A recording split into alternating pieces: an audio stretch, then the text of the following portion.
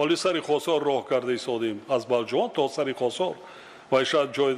تا حضرت سلطان این 40 دختران با امیره 40 دختران همین ما بازن وای نمیکنیم همراه فرزندان بینین از جای تاریخی دیدن کنین منظرهای زیبای تاجیکستان دیدن مدکار رفته آمد روز سیاحیش جای کاری میشد درآمد میگیره مردم زندگی میشد آبادی میشد بسیار دولت ها حساب سیاحان درآمدی بودجهشان آبادیشان از زمین حساب است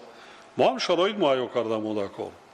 منظرهای زیبا دارد کنگور ببینید جای تاریخی هم دارد خودی کنگور تو اگر علمای و قطعی وای کنند جای археологی کوفتکو است برای سیاحان این چیزها بسیار در سفری که من در فرانسه داشتم یادگاری‌های تاریخی تاجیکستان نمایش گذاشته شد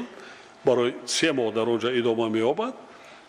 وقتی که پرزیدنت فرانسه قطعی ما اشتراک داشتیم درباره نمونه‌های مصورهای از شهری باستانی سراسب و دیگر یادگاری‌ها گذاشته شدند و اون چیزی که از انگلیا از موزه آوردن از تختی سنگین دریافت شدگی است بازیافته آکس نام دارد کس رو به حیرت میگذارد این تاریخ و دلیل قدیمه بودن ملت تاجیک را نشان کسی با این ما بحث کرده نمیدونه این صاحبی کردن مونده کن آموختن مونده کن دانستن مونده کن من برای چی فروغ صبحی دانایی تأسیس دادم من برای چی که تاجیکستان وطن عزیز من وای کردم اینا برای بیدار کردن نه اینکه نورسان جوانان و خودی مردم ده این تنها یک شعرخوانی نیست خواندنی که رو آوردن با کتاب این چی است این بالا برداشتن سطح معرفتناکی مردم معرفتناکی یعنی سوادناکی هم در همینجا شامل میشه سوادناک ملت چقدر سوادناک باشد دولت هم قروش ترقی میکنه اگر در زمان دورنی در زمان اگر شوروی گیریم مکتب اینترنت علمان پایانتر ایستاده میگذاره از زمین مکتب اینترنت خیلی دانشمندان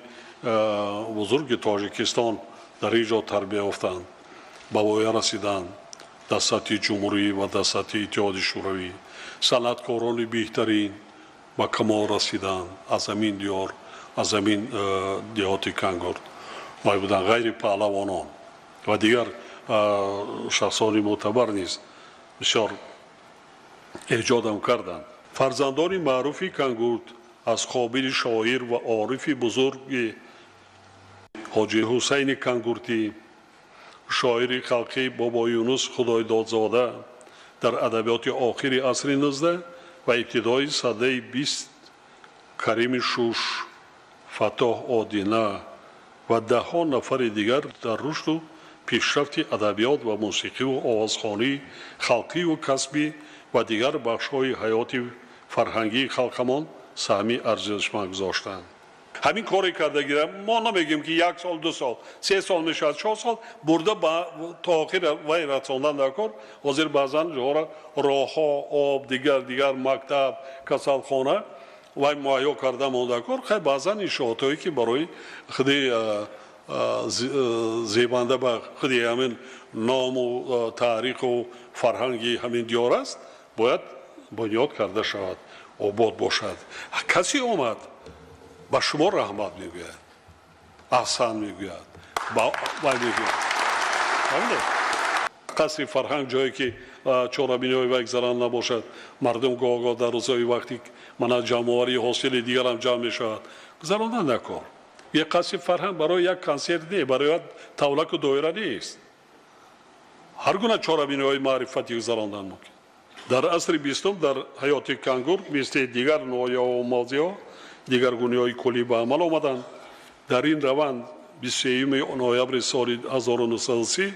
کنگور به ناحیه تبدیل داده شده الکی در سالهای 40 اهالی آن بیش از 38,000 نفر را تشکیل میداد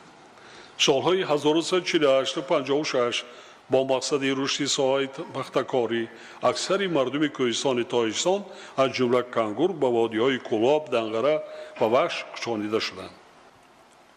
در کجایی که همین دلانه روید در آنجا انگوری نغز میشود سیبی نغز بینید تنهای تیپه را بعضا جای همین زیاده دلانه خوب است به آب به هیچی یعنی باغ پروری هم کردن در کار جای کاری میشود هم صادرات کارخانه کارکردی خورد کرده هیچی نباشه ریزه کنیتون خاک خودش می پولی تپته اور نه پرتوی تاگی وایدا ناشکری کردن دکانیست ریزه میکنی باید شاید یا 70 آدم خاک میکنی قاب شده میگیری خریدار خودش میاد در خونه هنر یکم که هنر آموزی کرده مونده کار نمیتونی باز آموزی کردن مونده کار اونایی که هنرمند است شاگرد تیار کردن مونده کار حتی کاتبانوگی هم هنرمندی است هنرمند هر کس کاتبانوش نمیتواند اینم تیار کرده مونده کار آماده کرده مونده کار که هر یک عائله هر یک فردی که زندگی میکند از 12-14 سال و بالا یک هنر داشته باشه دیخانی هم این هنر است هر کس دیخان شده نمیتواند باغ پرور شده نمیتواند یا که زنبوری اسب پروری از قدیم دوری شوروی ما میدونیم از زنبوری اسب ما خواجگی بودم زنبوری اسب پرور از کانگر میبردیم ما که اینا متخصص هستند از پروری از زمان شوروی اسبای بهترینی ژاتای بهترینی اسب تاجیکی در خدمت ملامین دیواتی کانگر بود من یه روز دیدن کردم سپارشم دادم چند نفر جای کاری کرده 90 نفر 90 عائله صاحب نام 1,500-2,000 سومان معاش میگیرن اکثریت بانوها باز هم پایافزال دوزی هم لباس دوزی دو تا کارخانه حاضر ما آشنای سینوش هم با یک 40-50 تا جای کاری میکنی رحمتی کلان من میبیل براری هم شده است 20 تا جای کاری هم باشد هم سپارش دادیم مرکزی سلامتی مغازه فروش مسائل ساختمان مرکزی سیاه‌شانه تجارتی کارگاه استحصالی مکران و محصولات مکرانی به انجام رسانیده شده امروز موردی استفاده قرار داده شدند ماه اپریل سال 2015 با درخواست زنان و دختران کانگورد من بر رهبریت وزارت تندرستی و حفظ اجتماعی اهالی دستور داده بودم که در اینجا کالج طبی بنیاد کرده به استفاده داده شود امروز بنای نو بنیاد کالج برای 250 نفر افتتاح گردید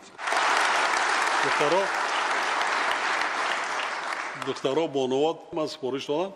که برای امتحان سورین داخل شین ولی نویه تیمور ملیک